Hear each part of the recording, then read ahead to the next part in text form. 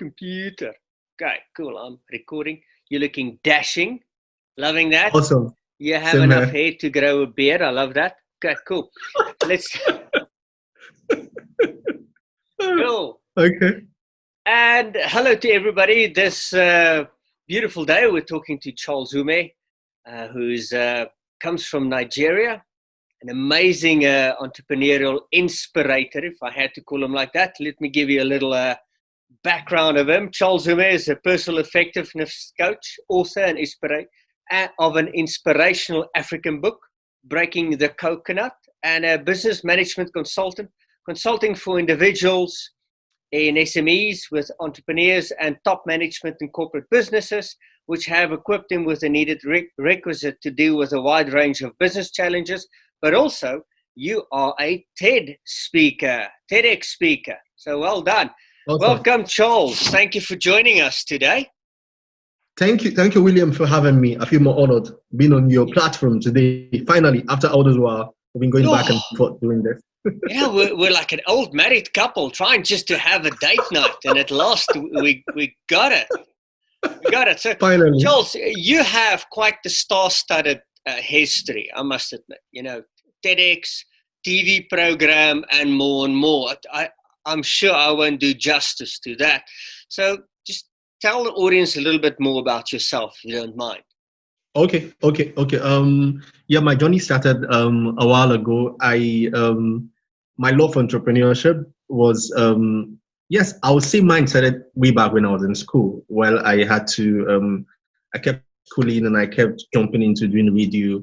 And with time, I figured out that I was the guy that found fulfillment in trying to jump outside the system. Yes, I tried the system for a while, which gave me kind of background and an overview of how it was, but I knew I had to tell myself the truth. The truth was that I had to jump out early. Okay. If you notice, if you don't fit into the system, sometimes you begin to think the whole world is against you, but somehow it's an opportunity for you to ask yourself some questions. So my jumping out, for me, launching was my book. My book was an opportunity for me to look around and see.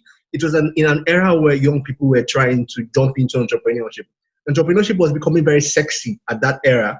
And I was like, okay, I'm somewhere scared about doing it because there was no roadmap for most of them. The normal structure of work we used to have used to be, is either you're a lawyer, you're an engineer, the structured work. So for young people that were born, that their era was emerging during the internet age, it was completely a different kettle of fish.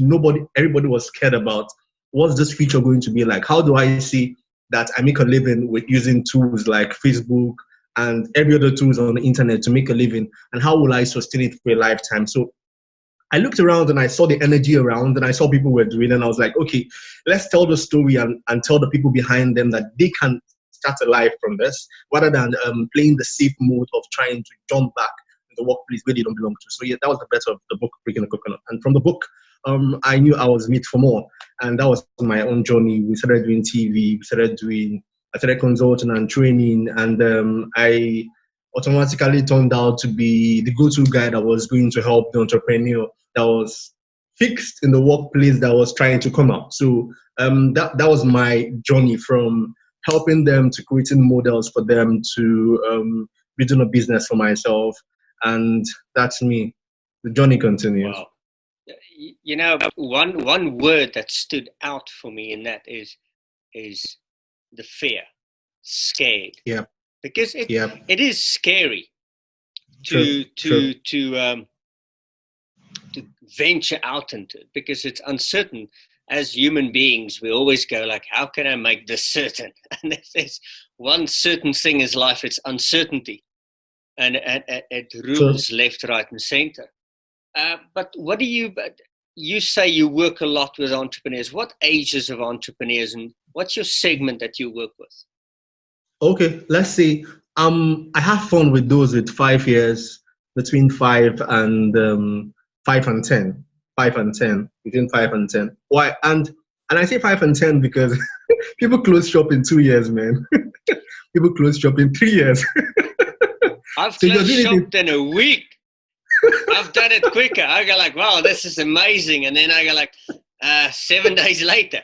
But look at the bright side. I failed fast.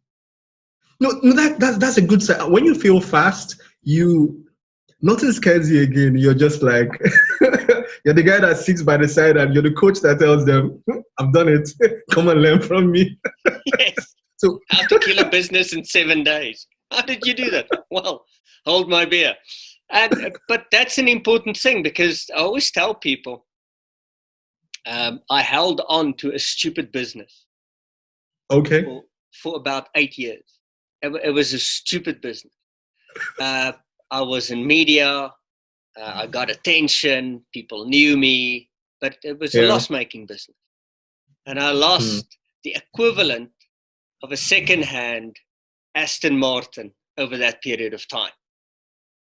Okay. Now, instead of having an Aston Martin parked outside, I don't. I have nothing. I literally went out to buy an Aston Martin and just set it alight. Because I like that one quote from somebody who said, if your business is running at a loss, you're paying to work. True. And that's and that really hit me in the chest the first time I heard it. I'm like, oh my goodness, I have paid to work for many, many, many years. And that ties in with when people go, they kill a business in 2 years, in 3 years. And sometimes that business should have failed in about 6 months or 3 months. True. And that maybe you can lean in on this. That's one thing that I'm glad about the pandemic, because it's taking those businesses that shouldn't be alive out of the market. I was having this conversation yesterday with some young entrepreneurs, and the concern was, we're asking questions. What would you see was the biggest thing that happened for you this era? And those that were ahead of time were those that positioned themselves to working from home earlier on, and those that had gotten so comfortable with tools, with working with their own laptop, with using the internet very well. Now, those that this hits very well were those that build on brick and mortar. And part of our research was that we had some offices, and I was reading a report that said there are some offices in Manhattan that obviously had to completely shut down, because they were asking themselves big questions. How much do we have to pay? Rather than paying rent for 1 year, and we have our team work from home, how about we completely just close for 2 years and work from home? Now, for most of them, it changed so many businesses that were prepared. The only challenge was that some of us measure success differently. So for someone that says that that their own measure for success is that I have a big office in the corner office. The nicest, let's get it right. Corner office. Yeah. Cool. Yeah. Cool. I didn't hear you well. I said that's a corner office. Most people aim for a corner office. True. So for some of them, their own definition for success is that they have big offices, and that's how they measured growth. But with people working from home, and they beginning to realize that they might not really need to pay for 1 year office. They might need to just pay their staffs extra, let them work from home, and they would have to micromanage. Now, the biggest challenge we figured in all this was that the issue of staff management. Now, people that were not used to this had to finally micromanage teams that were not used to the flexibility of working from home.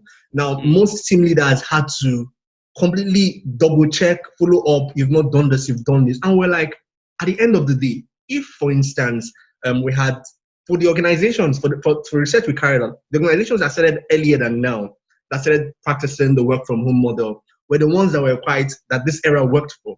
Now, for those that always felt the internet was like far away, they were going to get there, they struggled, because almost all of them had to go. I had a friend that specializes on doing website. Man, he made all the money he was looking for this season because everybody really wanted to be online. And funny thing about being online is that you don't, after they put you online, you can't run it. So you have to employ someone to run it. So it's a new opportunity for someone. And so it now got clear to us that, yes, the Corona era hit everyone, but for those that were positioned prior to now, and most of them were positioned, were able to even get access to some crazy loans that we didn't even hear about. And we're like, okay, so this is it. So for most of businesses that were completely cut off and were running the brick and mortar, that were more concerned about humans, they were more concerned about seeing people, they still struggle. They're talking about sacking staff. I'm like, sacking of staff happened 2 months ago. People have gotten used to sacking staff. People have gotten to the stage where they're like, man, we're running with 2 or 3 guys and we're effectively running with them. So, but true. And at the end of the day, we're like, the report we're working on was that at the end of 2020, it would get so clear that the businesses that would strive well were businesses that started or that had signs of starting and making impact prior to the Corona era. And those were businesses that were very, very visible because everyone is looking for help. And in this era, whoever shouts too much, whoever is very visible, looks like the one who solves the problem. So they started this, man, just start shouting everywhere, start shouting online. And if the adventure comes to you, nobody knows whether the solution is real. Just if you're able to prove to an extent you understand the system, you'll be able to be a good problem solver. So that's what it is in this era. Yeah, so true, so true.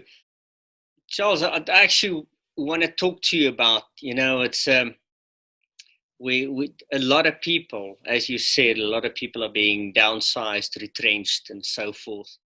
And but also a lot of young people now coming into the job market. There are no jobs, and they're looking to entrepreneurship as a way to start and make a living, and it's quite urgent. If you still live with your parents and your parents don't bring an income and you need to generate an income as well, what do you do? So if you had to advise yourself, if you were in such a situation when a few years ago, where you haven't started your first business and you're sitting there and go like, the world economy is ripped to tatters, there's nothing. I have to get into this entrepreneurship thing. What would you do? What advice would you give to yourself? Okay, first things first, forget all the sexiness you've seen outside there, man. This game is not sexy. Everything you've heard about entrepreneurship, forget, as in they sold the lie to you. They sold the complete big lie to you. It's not sexy. It's a facade. It's not as sexy as you said. But I'm not trying to break your heart. I'm trying to get you prepared. Now, the good thing about this is this. 3 questions I will ask you.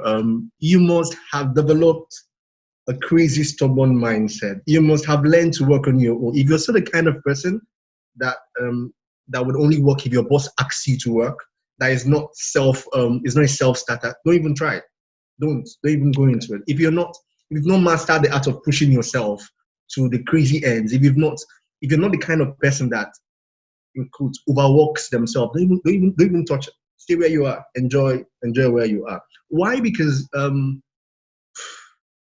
people talk about passion. Where passion works in this era is that passion makes you wake up every day and you keep going. But that's not even it.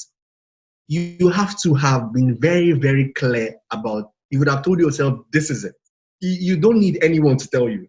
If you're still in that baby stage of someone trying to tell you, if you're still concerned about what people will think about it, or if it's going, you're deaf and dumb, and you're focused on what is it. So if you've not developed that you've not built grit from inside, I would advise you to give it some time.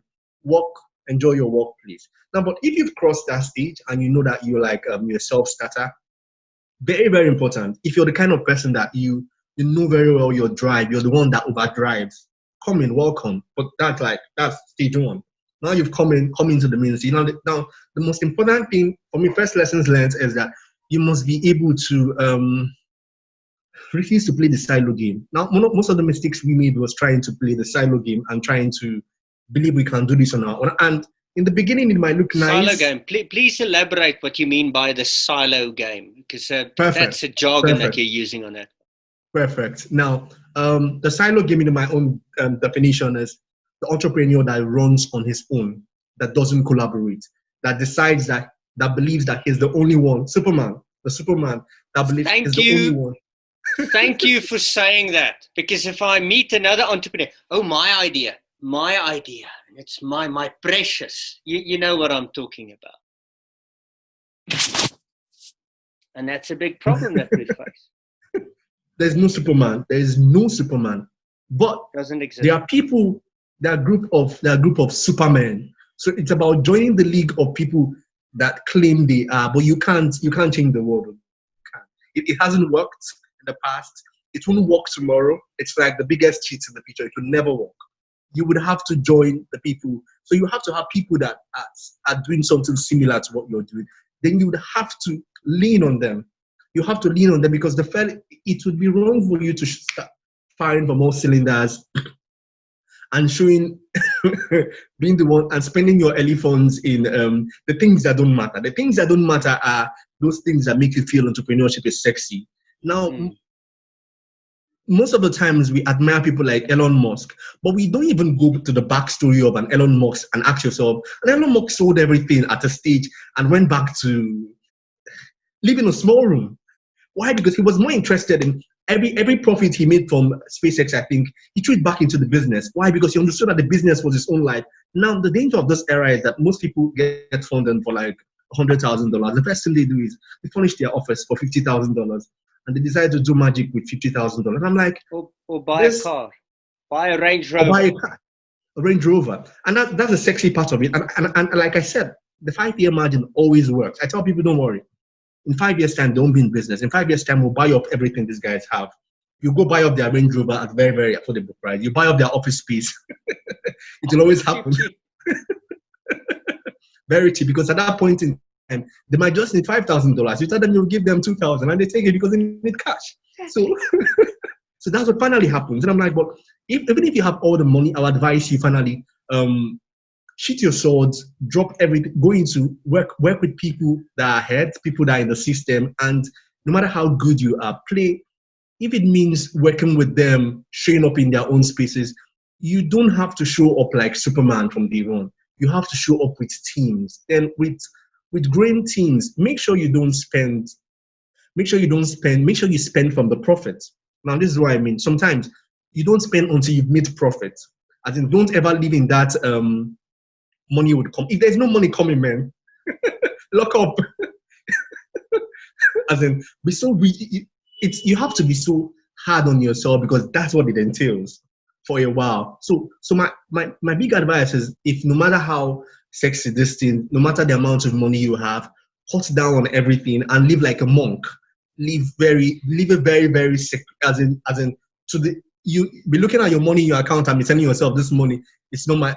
Always tell yourself this money is not yours, that you're working for your business. Always see yourself as a staff of yourself. Don't see yourself as the owner of the business, because you're not the owner of the business. You're just like a staff. Actually, that yes, you keep showing up. You're showing up for the company.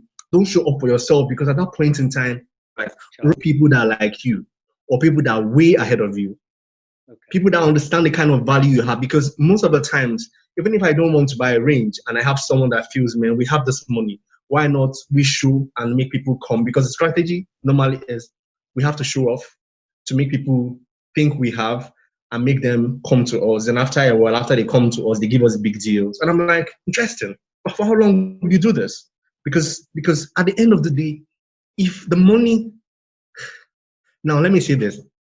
Here in Nigeria, one of the biggest challenges we had was that we had most of the internet companies, e-commerce sites, and once I think they saw the likes of, yes, I'll call them the likes of Umeh, making so much profit. And most of them felt that this was a very sexy business to do. Now, the mistake some of them never knew was that these companies were not declaring profit. Meaning they were being funded, meaning they had 5-year funds from Market Internet. They had like mad money to throw around for the next 5 years. And people that knew nothing about this business model went to go start their e-commerce site. And first 6 months, they had put in everything and nothing was happening. I was like, welcome to the real world. Now, most people jump into it because they don't have, and you can't compete, and you can't even compete with them. You can't compete with adverts. You can't compete with the way they are doing things. So I'm like, you need to come closer and find out how it's being done and understand that, man, you're not in competition with this guy. You're just going to find a value chain that they are not doing well and hold on to it. And I'm like, the moment you you try to live, you don't live like the entrepreneur. The moment you pass that first, don't live like the entrepreneur that you saw that attracted you. You have one step in, you're doing well. Then second, surround yourself with people that will keep you accountable. But then have a board of people that would always speak sense into your head. People that would always, as in they tell you as it is. When they are done with you, you ask yourself, how did I get into here? If you surround yourself with weak men that will always tell you you're doing good, you're in trouble. Because one thing I truly believe in is you are the average of the people that you surround yourself with. And if you surround yourself with yes men, and I've done that before. Oh, you're so amazing in everything. What did my business do that whole year? Me. It did nothing. What did my ego do? Okay. Looking back, it was just like, oh, I'm such a loser. But sometimes I really have tough mentors, and I have mentors, and we look at it, they're like, why are you doing this? And they're like, oh, well, it's a good idea. No, it's not. And they rip me to shreds. Why? Because it's better that I fail in this environment between you and I than when I fail outside, because it hurts there. Really hurts me. True, completely true. Because it costs you money, time, and face. I don't know about you, but I've eaten a lot of humble pie in my life. It's not my favorite. It's impossible for you to be here and not eating that humble pie. It's impossible. You've not even started. You have to. You have to. And that's a great thing. And people are always amazed when I tell them I sold my Lexus and I bought a car cash. A 12-year-old car. And they're like, why? I said, you know why? Because when I was a student, I learned something. My friend and I went out in our cheap cars, and at the traffic light, two guys on Harley Davidson stopped, and we thought, yeah, one day it'll be us. And by chance, we ended up in the same nightclub, chasing the same woman, but they didn't know we didn't have Harleys. And they're like, see, their Harleys are outside. Our attitudes are inside. And we won. Nobody sees your car. True. They don't. True. And if you're afraid they do, park far away. You get it. Park a block away and walk in. Go like, no, I could only find parking that side. But no, don't worry. You leave. Have a nice day. And then you walk to your car. Or take an Uber. But nobody sees that. Get yourself a fake Merc. If it's that important to you, but please stop. I'm so tired of fronting, fronting this, like, yeah, I'm up. And I've done that, because one thing I learned is cool people are not very intelligent. You know why? Because they don't learn. True. They don't learn. Completely agree. Somebody who's very cool, I know everything. Oh, as soon as you get there, you could see Murphy lining up. Well, we're going to fire up the oven. We're going to make some humble pie for this guy. True. I completely agree with you. And you've probably experienced that as well in your life. When you're not authentic. When you're not authentic. Yeah. And I think the authenticity, people, they can smell that if you're inauthentic. You can't hide it for too long. No, you can't. You can't hide it for so long. No, you can't. And so, true. Charles, I like the advice that you're giving, because if you're not ready to push yourself, if you stuck on the sexiness and everything else, don't get into this game. It's simple. Just don't get into it. But in the current state of affairs, it is quite tasty. People need to make money quickly. Yep. And I'm not going to sit here and sell you one of these get-rich-quick schemes. But do you think, I always advise people, just get your first 10 customers. That's all.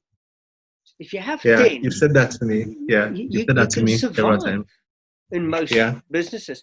But do you think if somebody says, well, I have this idea, I just want to get about 10 customers, and I need to start making a profit by month 2. Do you think they're smoking their socks, or do you think it's possible? In this era now, I think you would have to be very ingenious. You would have to, why? Because you would have to, you have to think differently for you to have those things. And this is why I'm saying this, because people are not spending. People are spending for needs at this era. And for you to be able to finally get, when I mean people are not spending, I mean the big spenders would rather go for things that are not too much of, they won't spend for, their priorities have completely dropped. So for you to finally get those 10 customers, you would have to be going through, you would have thought of it very well. It has to be an ingenious thought. An ingenious thought might be catching into a value chain that we didn't even think of. And which would require you thinking, it would be completely new to be like going to a value chain and just staying somewhere and taking part of the money. That's what happens now. For the new businesses I'm seeing now, they're not completely new. They're businesses that we didn't really see the money on the table and people are just exploiting it. So people are like, okay. And I'm like, good. However, the danger is this. I am more concerned about flash in the pans. I'm more concerned about things that look. So I would rather, even if you start in 2 months, I'd rather want to wait for you and actually don't worry, do it for 6 months, do it consistent. And I'm like, even if you're able, and businesses that are born now, this is the new normal. It will take us a long time to go back to what used to work. So if anyone comes to tell me they found this that works, and I'm like, okay, good. What this requires of you is that, let's be sure this is not a fluke. Do it for 2 months, do it for 6 months. And if consistently you still have that market, then you're onto something amazing. Because people will always, it will be hard for us to go back to a new normal. See, William, since this is August, almost all the meetings we've had, even in places like Nigeria where people are very, very reluctant to have Zoom meetings, people are cashing out on conferences on Zoom. This would never have happened in January. We're a generation that here we might say we like it, but we don't want to do it. So this forced almost everybody to lash into technology. And with the way it says, it will fast become a new kind of normal. Or it will be hard because people have seen what is in there, it will be hard for them to go back to what used to work.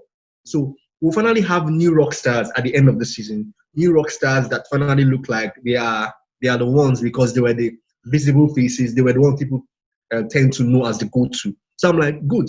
However, you just have to be sure this works and you have to be consistent. You don't have to go on break, because if you make the mistake of going on break and one smart guy duplicates your solution, you're off. People just want solution. They are not emotional. People just want, it solves my problem, good. Yeah. People are not emotional. I'm a big fan. If you start with your 10 customers, just keep them for about 2-3 months and see if they're still there after 2 or 3 months.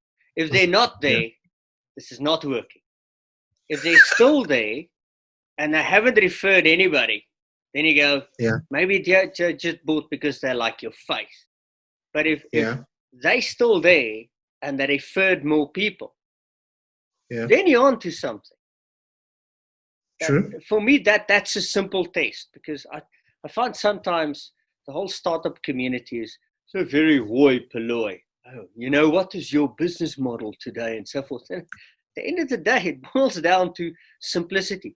What need do you have? I can provide that for you. And this is how much it's going to cost. We need to, I think sometimes I feel the whole startup world makes it sound too complex. Yes, I agree with you. True. And we need to simplify down to the basics. Simple, down to the basics. It's like I always tell people, build a business like a kid. The kid needs money for a game, they'll start a business now. Yeah. They'll make money from day one.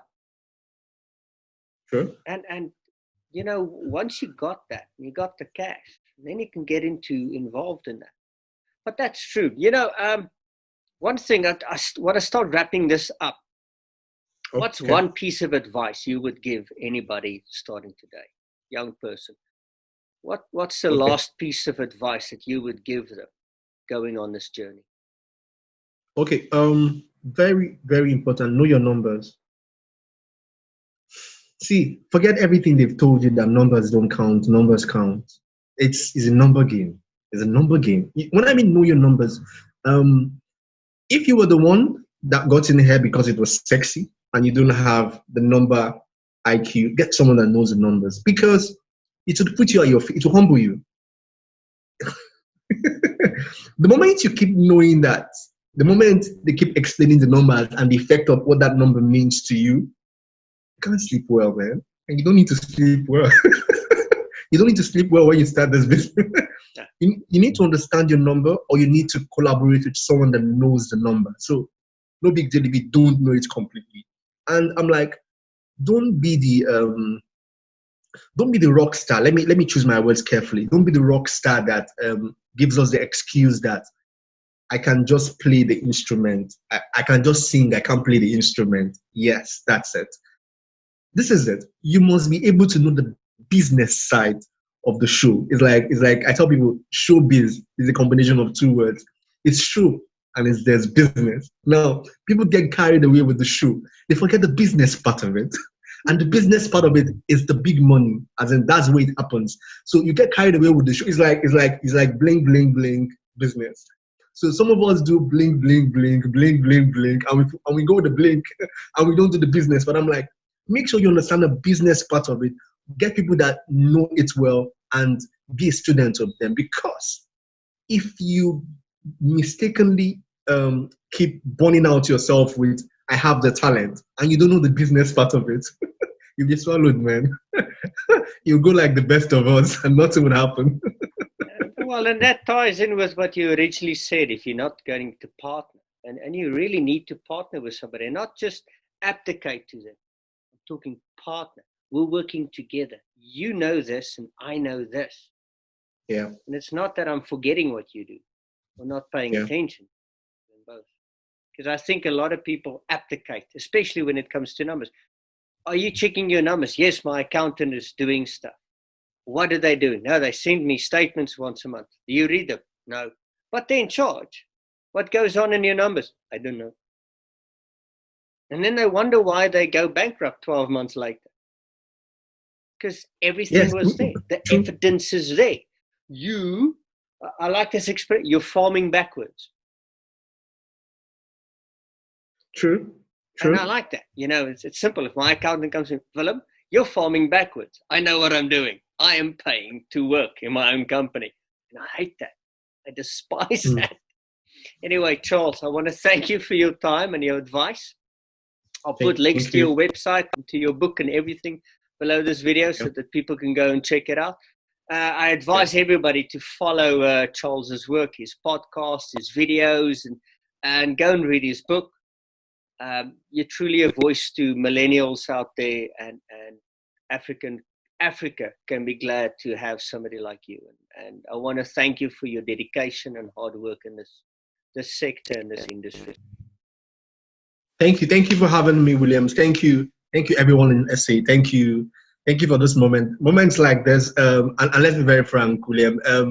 Nobody can win this alone. You know, the good thing about communications like this is that it sharpens your intellect. It makes you on core. And our advice, if we have next steps, as you work with this young team, I understand what you're doing, because the good thing about the young people and entrepreneurship is that I believe you can't get too much of advice before you jump in. The challenge some of us had was that we jumped in because we saw the sexiness. So you need more people. We need more of you to finally show them and make it clear to them. So the moment they see that this is not what they've told them it is, and they start with, so let's assume they plan to make 10 mistakes, and with your advice, they end up making 3. That's progress for us. That's what we're looking at. So mistakes are going to come. So that's the goal. So keep doing what you're doing. I'm always one phone call, one Skype call, one Zoom call away from you, and my honor doing this.